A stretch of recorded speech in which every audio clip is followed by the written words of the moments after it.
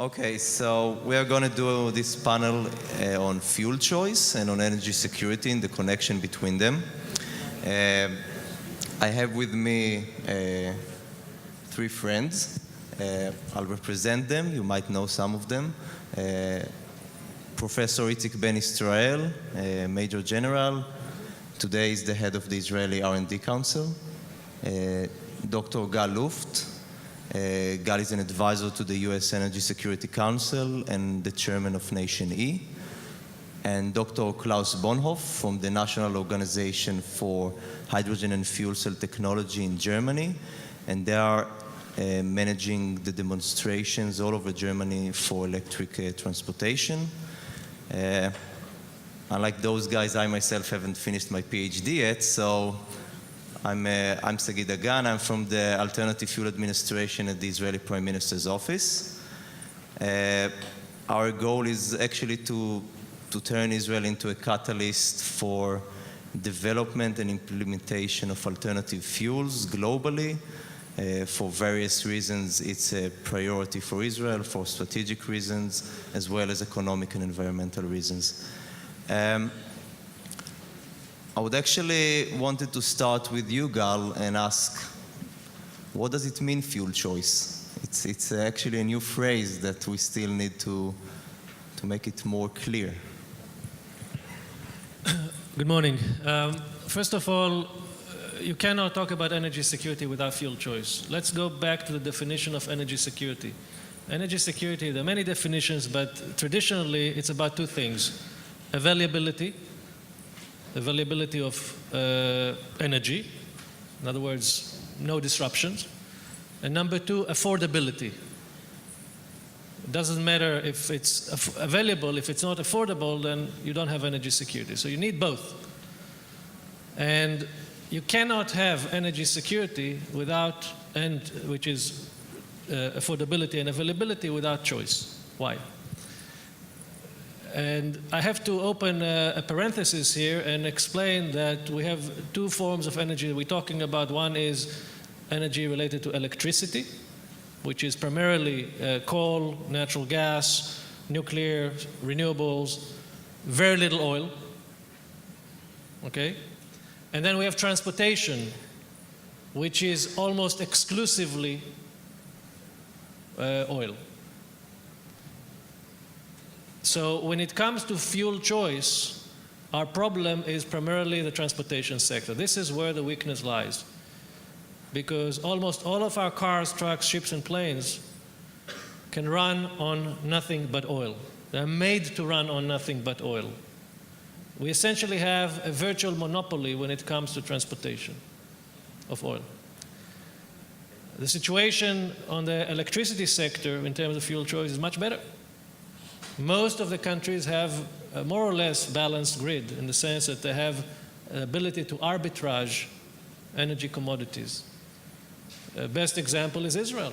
You had a system which was primarily reliant on coal, and very quickly natural gas came in and provided choice between coal and oil, coal and gas, and consumers were barely affected by this transition in terms of supply. That's, I think, the key issue here, that fuel choice gives you a few things. One, it gives you price stability. What is killing us today is price volatility when it comes to transportation. The CEO of United Airlines said, I know how to run an airline at $150 oil. I know how to run an airline at $50 oil. I don't know how to run an airline when it's one day 50, another day it's 150, and God knows how high it could get. So what fuel choice enables you to do is to shave some of those peaks and have much better, much more robust system. And then it enables you also to play one source of energy against the other in a more or less free market environment. So, this is not a new invention. Winston Churchill, when the British Navy was shifted from coal to oil, he coined the term that security in energy lies in variety and variety alone. That was 100 years ago. So this is a very old concept. Unfortunately, we have forgotten about it, and we have been asleep on the steering wheel for almost a century and allowed oil to take over the transportation sector. And that is, I think, the challenge today, how to break this monopoly, how to enable free market forces to take over, and diminish the strategic importance of oil so we can have more choice at the pump. Particularly when on a cost per mile basis, almost all of the alternatives to petroleum are economic today. And whether it is electricity, whether it is natural gas, whether it is natural gas liquids like methanol, or whether it is alcohols like ethanol, most of them at current oil prices are fully economic and competitive with gasoline. So there's no reason why we cannot have fuel choice at the pump, why we cannot have fuel choice that we have in the electricity sector, also in transportation. Thank you, Gal. So for us, for Israel, energy security is a bit different. We have two aspects of that. So one is our internal energy security. Even if we look on transportation, we are totally dependent on oil for transportation. We are at about 100%, where the global is not much better, but it's on a few percent less. But we have also other issues with the geopolitical arena that we are situated at. And I would like to ask Itzik to answer a more complicated question, because we in Israel, on one side, we have our geopolitical aspects of energy security or the global dependence on oil. And on the other side, we are a very small country. We are not China. Can we do something about it? What can we do something about it? And also, what does it say about the policy that we're choosing? Before starting with the policy, I would like to comment a little bit on the definition of energy security. What Gal said is a kind of universal definition: availability, affordability. I think Germany will share more or less the same definition.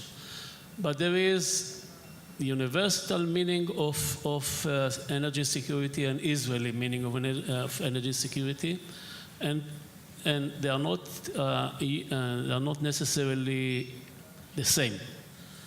You know, my background is physics and philosophy, and modern philosophy started with René Descartes saying, "Cogito ergo sum." I think, therefore I am. And I learned years ago, and it will bring me to the R&D program here, programs here in Israel. I learned years ago that there are two versions of this cogito ergo sum: the universal one and the Israeli one. The universal one is, I think, therefore I am. And the Israeli one is, I think, therefore you are wrong. It's not a joke. It has to do something with our culture and with our R&D culture. And the same goes for the energy security. For Israel, it's not only the dependence on the dependence that we have on importing oil or coal or gas or you name it. It's also part of the problem that we face here in our hostile neighborhood. We have we are a kind of an island surrounded by something like 360 million Arabs. Most of them are hostile, and the only source of power is oil. And the whole world is, you know, I mean, the power comes from the oil, and the political power comes from the oil. So therefore, for Israel, if we could invent or influence someone in the world to invent some replacement for the oil, and mainly for transportation, because for other things we can have other sources. If we could invent something like this, I would sell it even for nothing. I mean, only to free the rest of the world from the influence of those, the holders of those oil, which are mainly here in the Middle East, and act against Israel. So we have a different definition, and this says something about our programs, about our R&D programs. Even if we are a small country, and we know that we cannot have the same resources and the same money invested like Germany or the United States of America in energy replacement. We do have good science and good people and the kind of innovation, the culture of innovation that one needs for it. But still, we are a very small country. Still, it's very important for us to use everything we have in order to find a solution to this dependency on fuel, mainly on fuel, because for other energy, for electricity or something like this, there are alternatives, in order to improve our strategic situation here in the Middle East. Now, how do you do it in a small country like Israel? The same way we do everything. The only constraint we have to take into account is that because we are small and we cannot afford large groups, I mean, thousands of people working on a certain one project or something like this, and because we want the industry and we want the innovation, we want the startups to come and things like this, we should, among all the possible potential technologies, we should put more emphasis on those in which the scale of development in terms of money, people, time, etc., is smaller, more suitable to Israel. And I think that the presentation we heard in the morning, especially of Eyal Rosenberg and the others, go to this direction.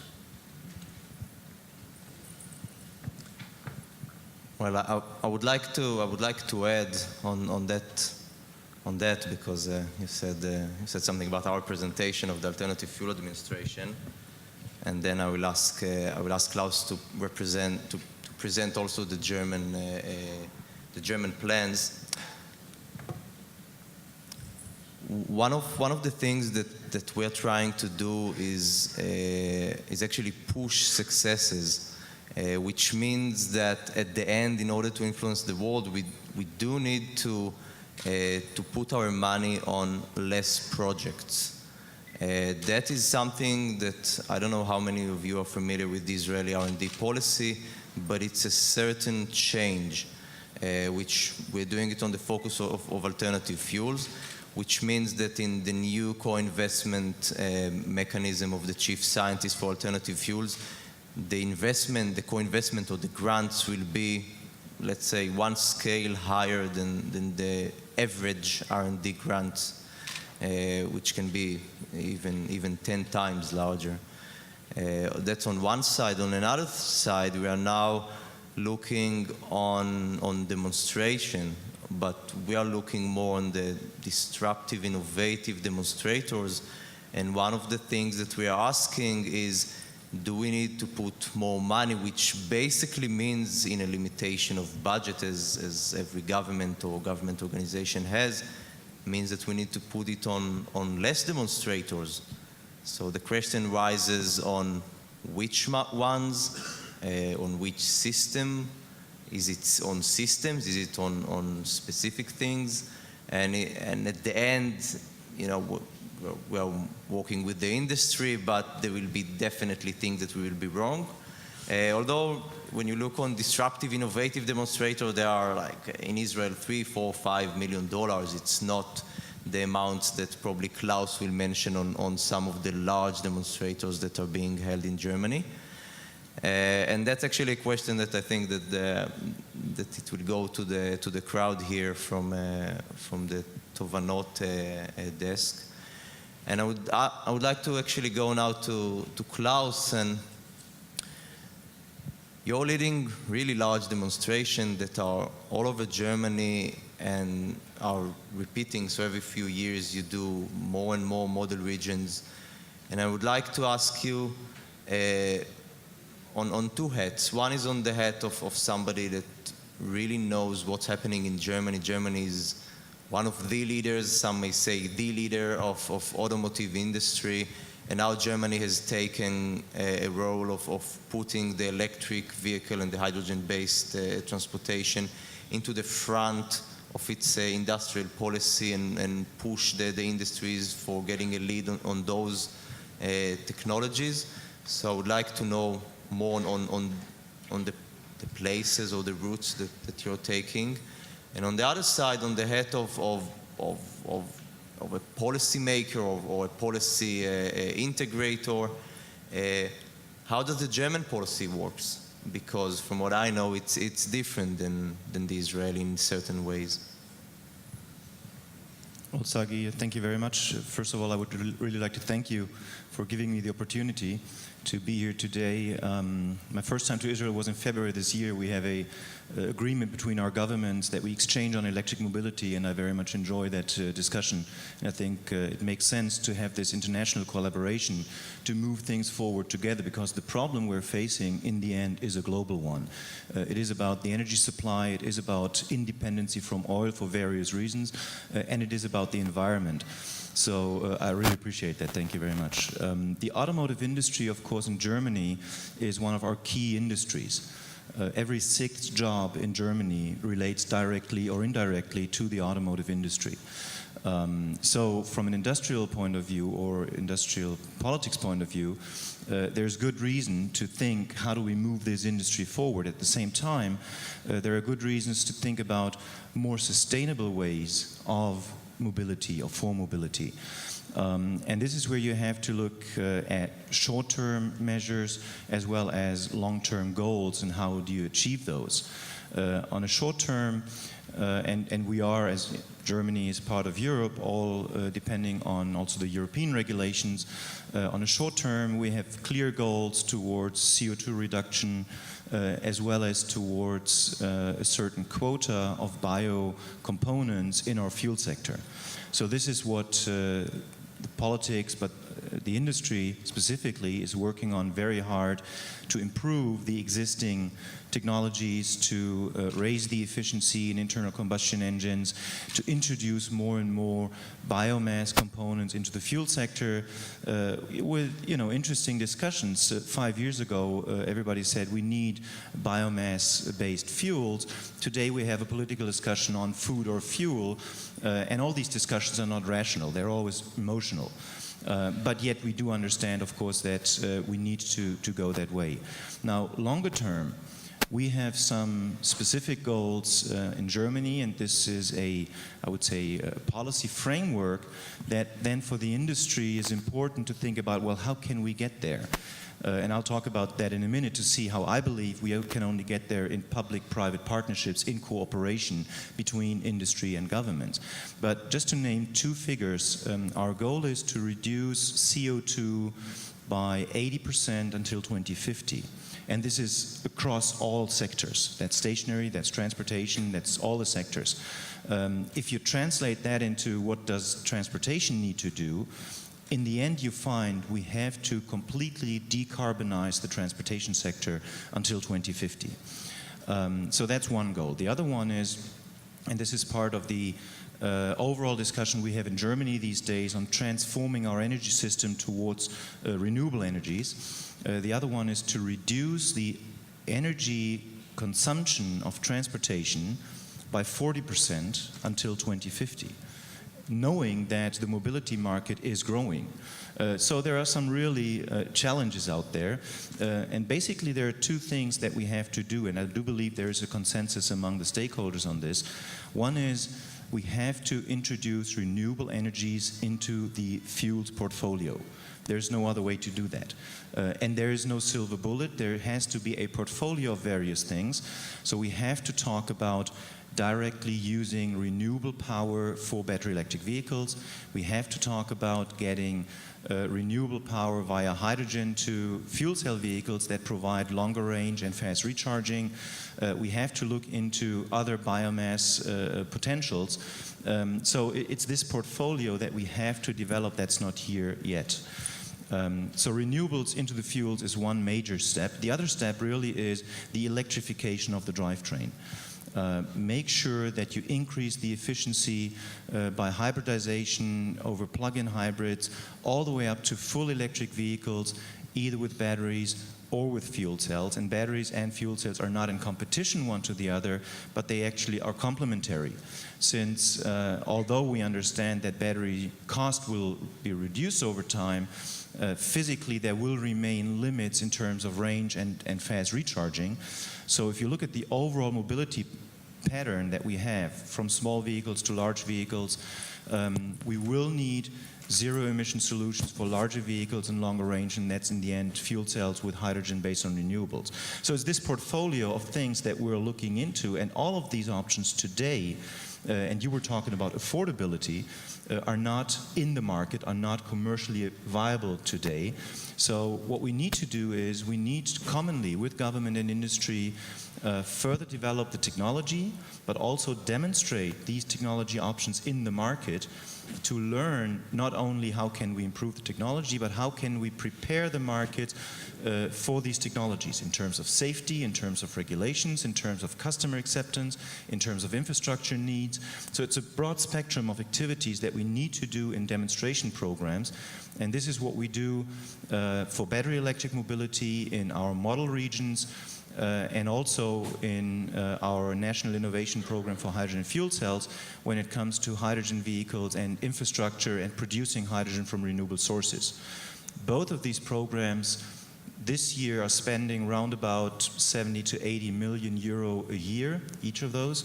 So it's a fair amount of money that we're spending, which is R&D money, but which is not aiming primarily at the individual technologies, but which is really aiming at developing a, I would say, different mobility system with everything around it that is needed. And I do believe, and this is our role as NOW, that we need to do this in a public-private environment, that we need industry and government talking together, learning together, developing the right framework to move this forward. In the end, the government will not be the ones to take a technology decision, but the government can set the target in terms of CO2 or share of renewables in the fuel market. And then the government has to know that if they set those targets, that they can be achieved by industry. And what the time lags you have and the time periods you need to actually achieve that. Thank you. So, another question I would like to raise is actually the transition to electric mobility, the transition to an economy that has more of a fuel choice and more of renewable solution at a whole. And I would actually like to raise this question in a more complicated way, and that's what is the role of natural gas in this? I mean, is the fact that we are now facing a certain natural gas revolution which is not spread all around the world, it's in different places, it has its own challenges, and in a certain way natural gas is also a bridge. When I visited Berlin last month, I got a really nice Mercedes running on a fuel cell, and we went to the station to put some more hydrogen into the car. And when I asked the guy that is managing the station, where do you get the hydrogen from? He said, okay, that's from the refinery. And I said, okay, and where are they getting the hydrogen from? So the answer was natural gas. And that's an interesting question, because definitely natural gas will not be here forever. In Europe, it's much more expensive than the prices we are facing here or in the US, definitely in the US. And that's an interesting question. Is natural gas going to be some phase on the way to also to electric vehicles? In Israel, for example, natural gas is going to be one of the major components on the electric market energy sources. And we also know that some of the fuels that are produced from natural gas are fuels that can be produced renewably. And I wanted to put the natural gas question on the table, but also look at it on the renewable side. Is that a barrier? Is that or is that actually a phase through? Gal?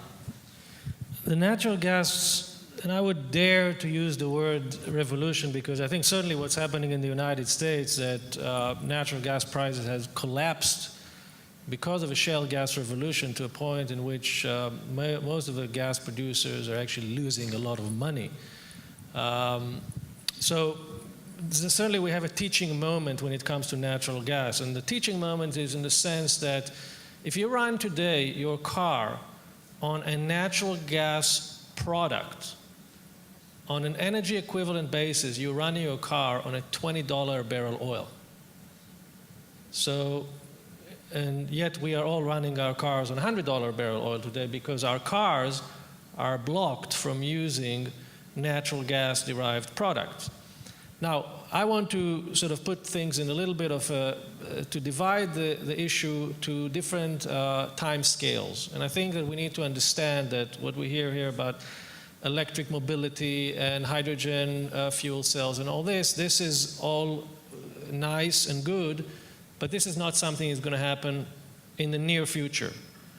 Automotive batteries are still very expensive. We see that companies are actually going out of business, and there's still a lot of challenges here. And I would dare no one to bet the farm on technologies that are not yet mature, that there's many uncertainties.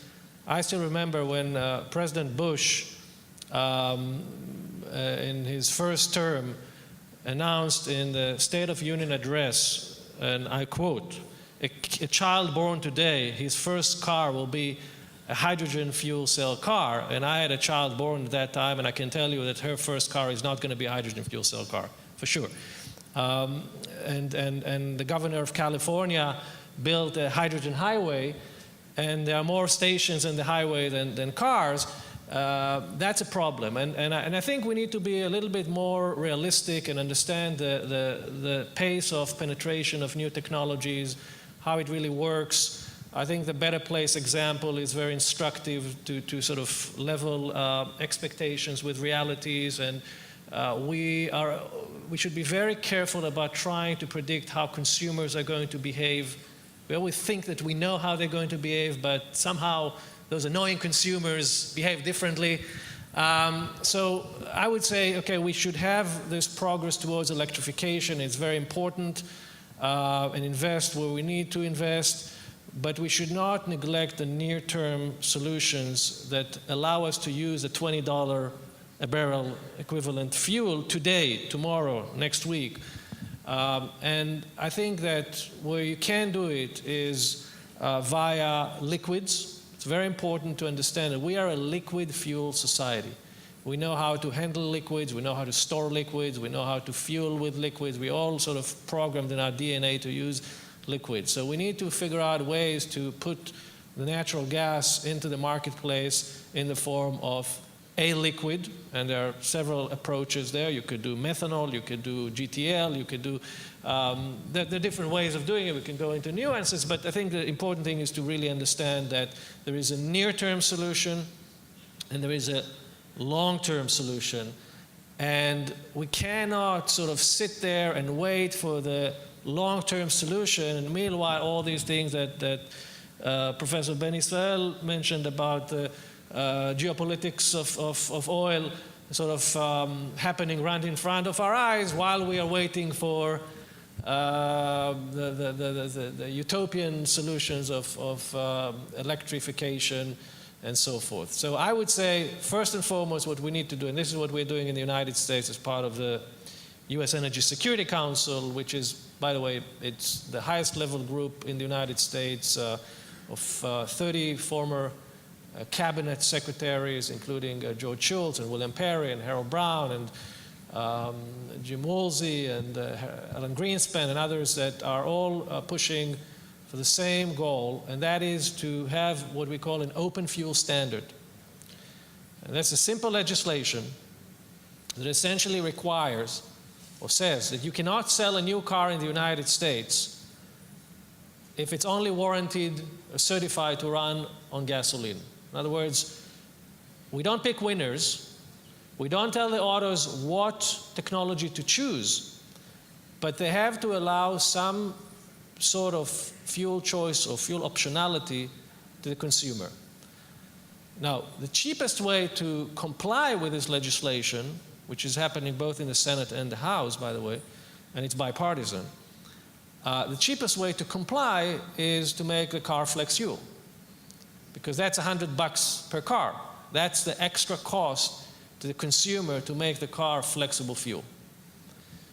So if you have a flexible fuel car that is warranted to run on any combination of gasoline, ethanol, and methanol, you already open the door to natural gas, because now natural gas can play in the form of methanol and can be blended in any ratio, and the flex fuel vehicle doesn't care if you run at 50% or 80% or 20%, it will deal with any blend.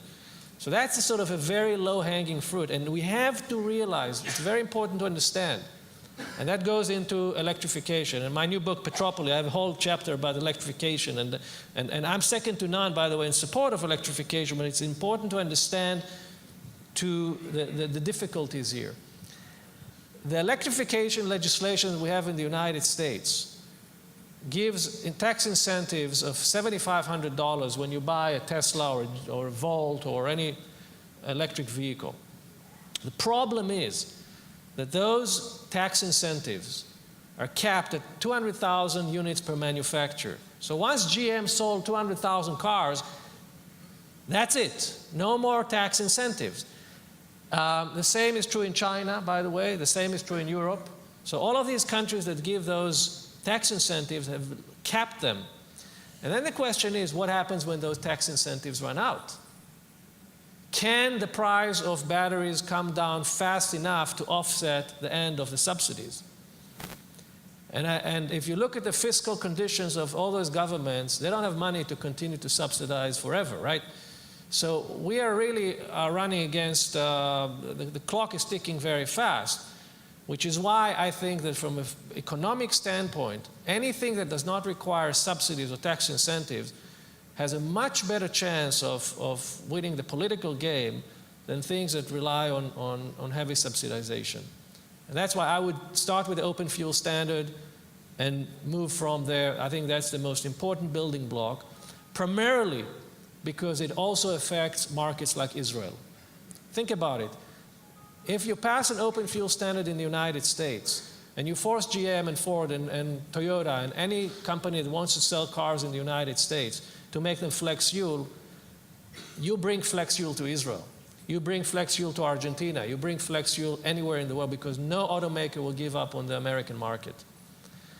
Israel alone cannot shape the global manufacturing of vehicles. It happened once in history, and that was a better place, and I don't think it panned out too well. I don't think any automaker will build a car for the Israeli market anytime soon after the Better Place experience. So we have to go through the two big markets, the Chinese market and the US market. Those are the two markets that will shape the form of the global manufacturing of automobiles. In China today, in 26 provinces, they're blending already methanol. Very soon, if you are GM and you want to sell cars in China, you'll have to certify them to run on methanol. That's what we need to encourage. We need to encourage this in the United States as well. And I think if that happens, we open the market to methanol anywhere in the world, including Israel, and then we can do a lot of things that much easier than today when we don't have control over the auto market. Thank you, Gal. I would like to now take this thing into Israel, and we are facing a different situation with natural gas. We found a lot of natural gas, but then again, we're not becoming Norway, so we need to put it on perspective.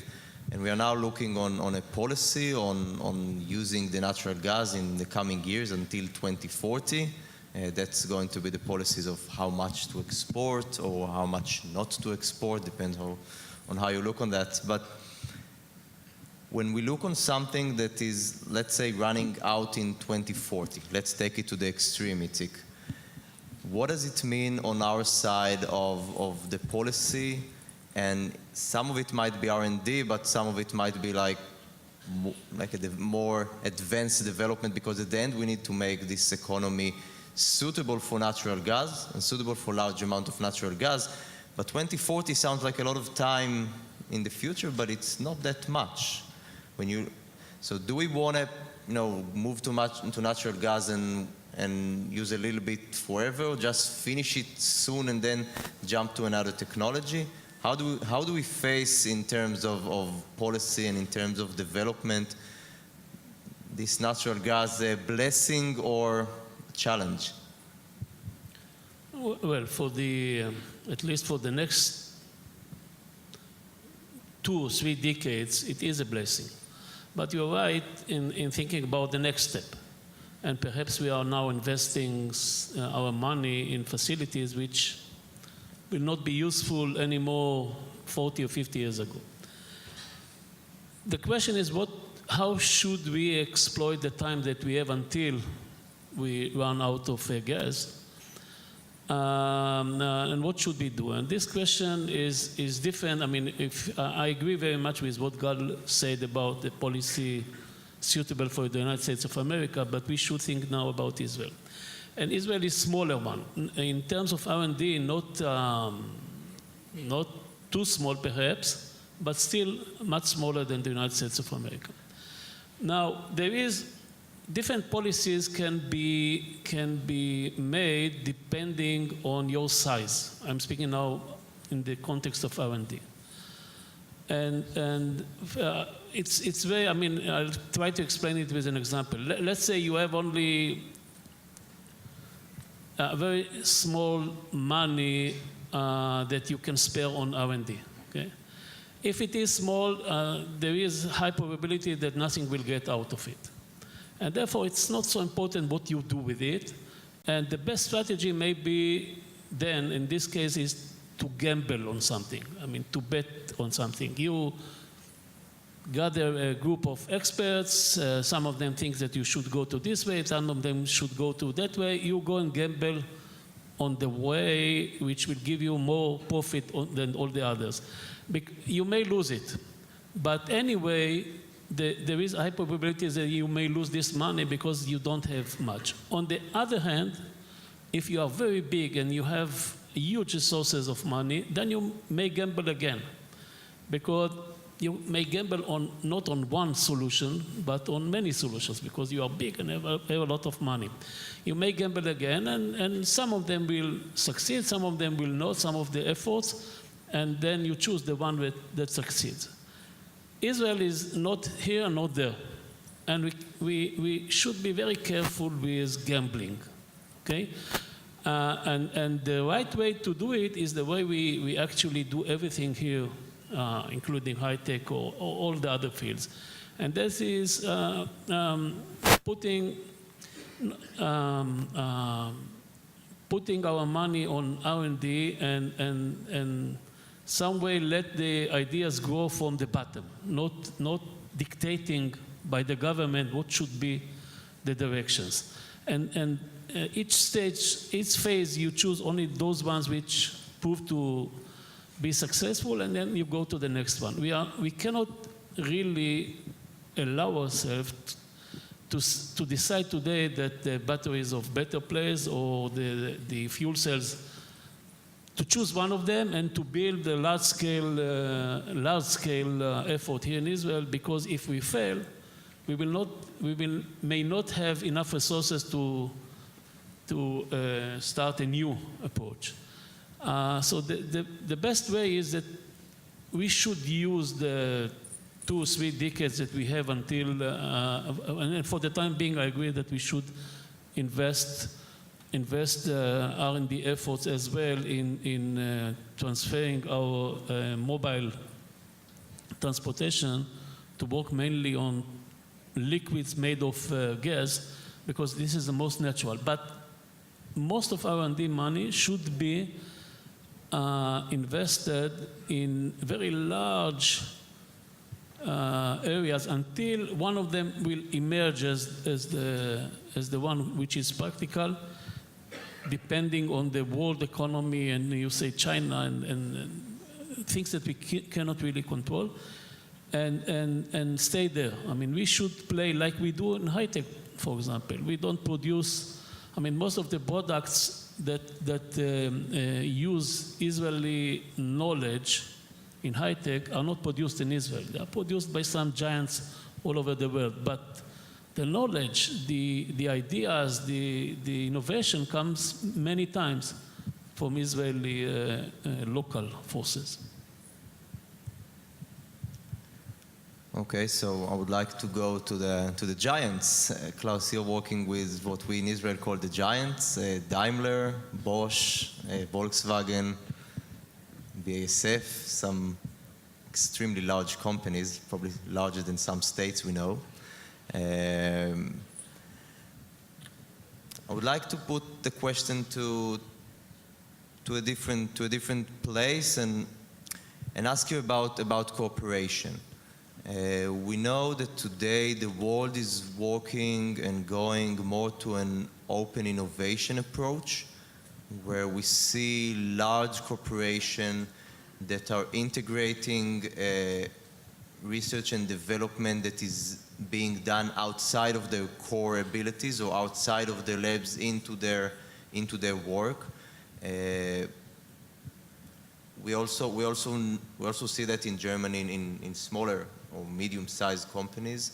But I think that most of the people here in the crowd are not familiar with how the German industry is working on R&D and in these days. And I would like to hear if you see changes or you see different approaches or a portfolio of approaches on the way that the large companies are working. Well, first of all, it is, of course, difficult for any company to decide where to invest your money. They need to make money today with the technology they have, but at the same time, they need to prepare for the future markets, hoping that they have the clearest crystal ball of all.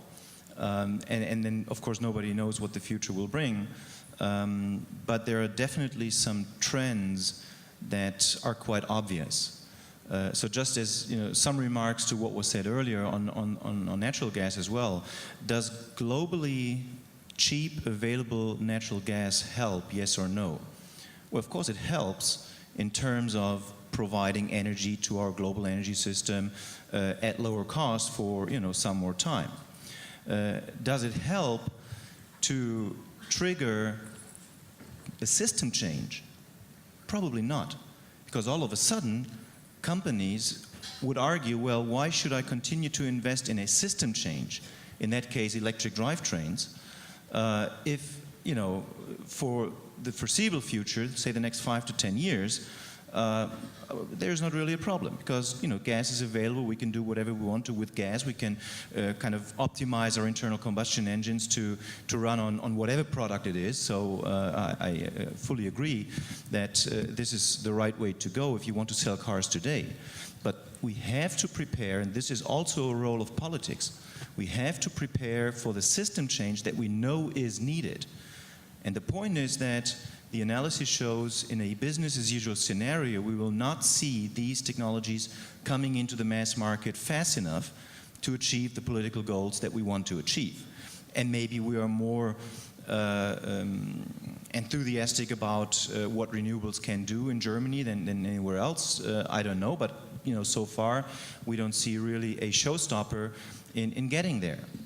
We know technologies are available, but not yet commercially available, and that's what we need to develop. And that's with now coming back to the industry, exactly the question for industry: where do I put my R&D money, and how do I need to cooperate in order to minimize my own cost? So what we see, if you talk about the big companies, what we do see in this field, whether it's batteries, whether it's fuel cells, is that large corporations cooperate, jointly invest into R&D to minimize their R&D cost, which is not new. I mean, an engine today, an internal combustion engine today, may be commonly developed by BMW and Peugeot, and then they just brand them and put them into their vehicles and do their little OEM magic to it so it feels like a Peugeot or like a BMW. This is happening today, and this needs to happen in the field of these breakthrough technologies as well, and we see that happening. At the same time, we need to make sure that we build upon our publicly funded R&D system. We have a fairly complex system in Germany with universities, with applied R&D organizations, with large national labs. So it's a pretty broad spectrum, and each company would have to identify for themselves where is the specific technology, the specific point that I need to have in-house because it's part of my brand, it's part of my heritage, it's part of my tradition. And where can I just buy technology, where is no customer differentiation really if I take this technology from somewhere else. So the role that government plays in this context, I believe, is that we need to build a solid base, an engineering base, a scientific base, to get these technologies so that industry says, okay, this is interesting, and we pick that up, we cooperate, and we take this forward. Sagi, I just want to add one more thing about the natural gas, which is very interesting. It completely changes the role of the international oil companies when it comes to the issue of choice. In the past, the international oil companies, Exxon, Chevron, BP, Shell, Total, they used to be what we call big oil, was very much opposed to anything that threatened or competed with their product. One of the things that is happening now, which is very interesting, that all of these companies are gradually becoming natural gas companies. Their reserve replacement, the need for reserve replacement forces them to invest more and more in natural gas because they cannot put their hands on enough oil to replace the reserves. One of the members of our council, John Hofmeister, who used to be the president of Shell, told me that this year, 2012, Shell Oil de facto became a natural gas company. Shell Gas, yeah. So they effectively are no longer an oil company if you look at their portfolio. Within the next 5 years, almost all of the multinationals are going to be de facto gas companies. Now, why is it important? Because all of a sudden, big oil that used to be always perceived as part of the problem could become part of the solution in the sense of having the economic incentive to generate demand for natural gas in the transportation sector. Because today they cannot afford to sell gas for $2.5 or $3 per million BTU. They need at least $5 to be profitable. So I think that what we're going to see is a paradigm change here when it comes to the international oil companies. We'll see them much more involved in the production, distribution, storage, R&D, and these are big companies with very deep pockets. Exxon is what, I don't know, 30th largest economy in the world or something. They're very, very rich. And you need those guys to play a constructive role in this. First, because they have the money. Second, because they have the feedstock. And third, because they have a distribution system. And I think that's something to keep an eye on because it's a very, very interesting paradigm shift. The German government is right now in the process of updating their fuel strategy. And yes, all of a sudden there is liquid natural gas available on the global market. So the question is, of course, what impact does that have on your fuel strategy or on your energy strategy? And I fully agree. We work with Shell, we work with Total, also on hydrogen, because they are looking for alternatives, and through natural gas they get into this gas business more and more, so they get competencies in that field. But the liquid natural gas, we have, or natural gas as a fuel, we have in Germany close to 1,000 fueling stations with natural gas out of 14,000 conventional fueling stations, for around about 70,000 vehicles. For some reason, the customer doesn't pick up natural gas vehicles. They're being offered by Daimler, by Volkswagen, by Opel, by other companies.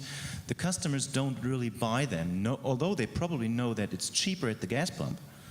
But there is a premium on the vehicle, and there's other reasons, there's range. So that, for some reason, the customer is not very rational, which is probably not a new insight. So we're more looking into using available, cheap liquid natural gas for other transportation sectors. Maritime is an issue for us. There's very stringent regulations that are upcoming. So there's other pathways that could open up through the availability of natural gas. On the vehicle side themselves, what we hear from the OEMs, they may see this as a bridging fuel, if you want to call it that way, but they don't really see why they should heavily invest into natural gas engines.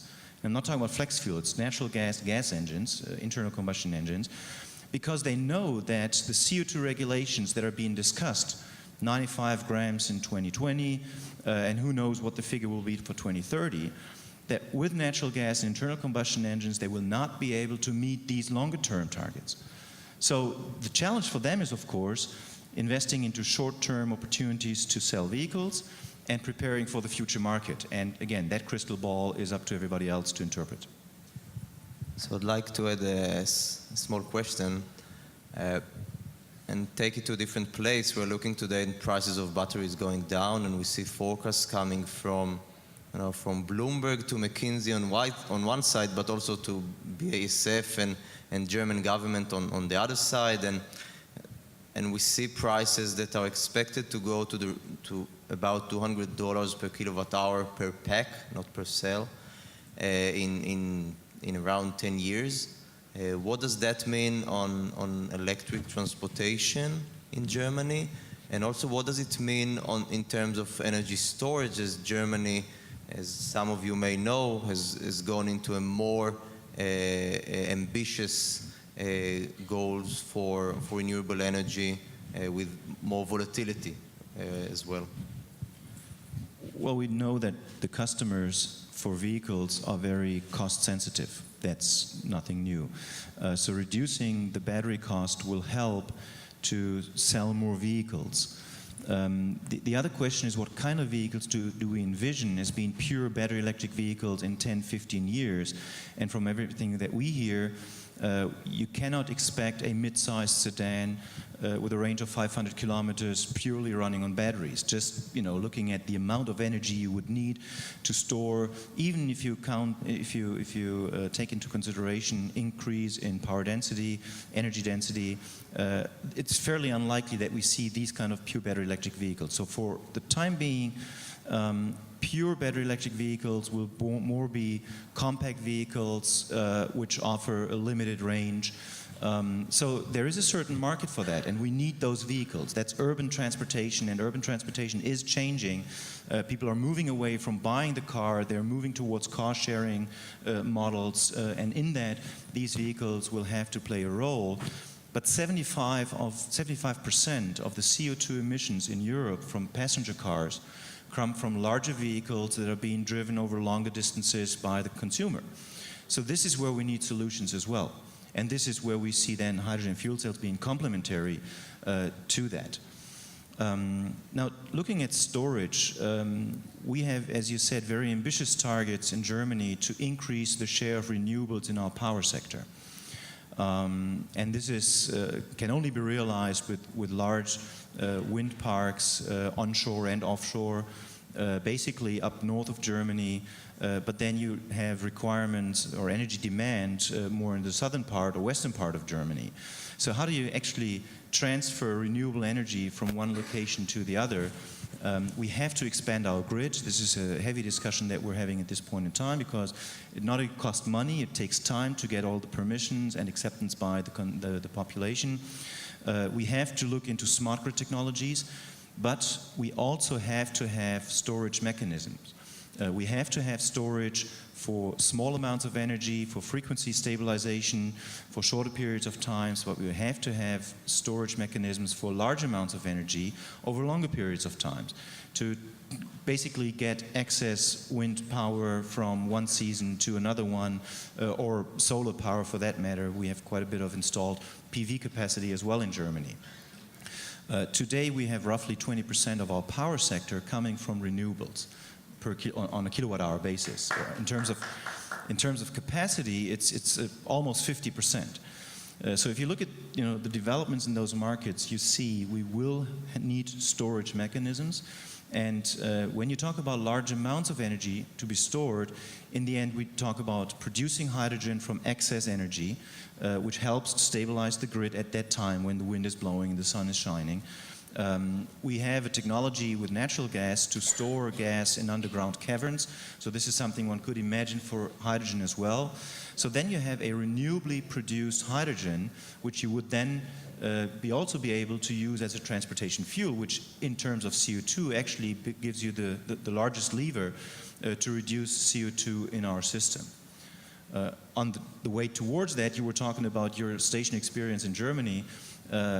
Making hydrogen from natural gas today still saves you 30% on a well-to-wheel basis compared to a diesel engine. So there's good reasons to get started with that technology, but at the same time we see an increasing need for storage, for producing hydrogen based on renewable power, and that could then power cars as well. Itik, I would like to ask you about the storage and about the grid. As in Israel, the grid is different. And we're also facing challenges as a local energy island. And I would also like, I know the other panel is on cyber as well, but as a cyber expert, I would like to ask you to give also a perspective on the side of how do we defend the grid in terms of energy storage. Well, smart grid is one example I know about in which size is really important, and Israel is too small, I think, for getting too much from having smart grid. I'm not against it, but we are a kind of an island, as you said. We cannot transfer our surplus to our neighbors or take from them when we are in a shortage, and therefore smart grid is more important for Europe, not only because Germany, as an example, is big enough, but you can also be connected to the other countries around you.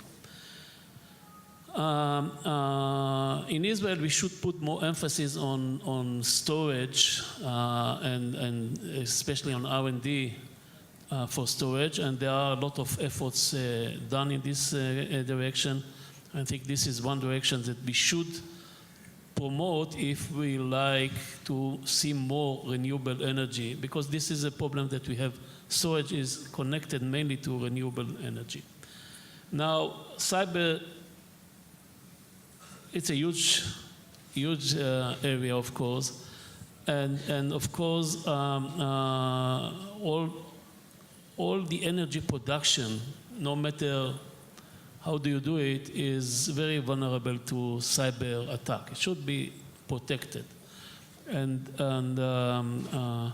it's not only a matter of luck that the first major infrastructure that was declared by our government more than 10 years ago as the first infrastructure that should be protected against cyber attack, and this was more than 10 years ago, in which that time cyber attacks was only science fiction, not really a matter of daily life.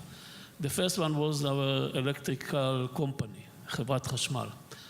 and everything there is, well, you produce electricity by turbines. Turbines are controlled by computers. They are not called computers, they are called controllers, but they are usually, they are same machine. And of course, any attack against those controllers, which are, by the way, the same controllers that control the Iranian uranium enrichment centrifuges, same controllers produced in Germany in this case. You attack them, you may cause the turbine to collapse. And this is something you don't want to see. If we were not an island and we could have a smart grid, this will increase in a way our immunity or our resilience to attacks like this, but this is not realistic in the current situation, and therefore we should do whatever we can do in order to protect our power production. The same goes for, I mean, this is a universal problem. There were attacks on power production facilities in Brazil 5 years ago, old in cyber terms, twice even, and it's not science fiction, and this is something we should take very seriously. Okay, so thank you. I want to thank my participants, I want to thank you. And you have a break until 12? Enjoy your coffee.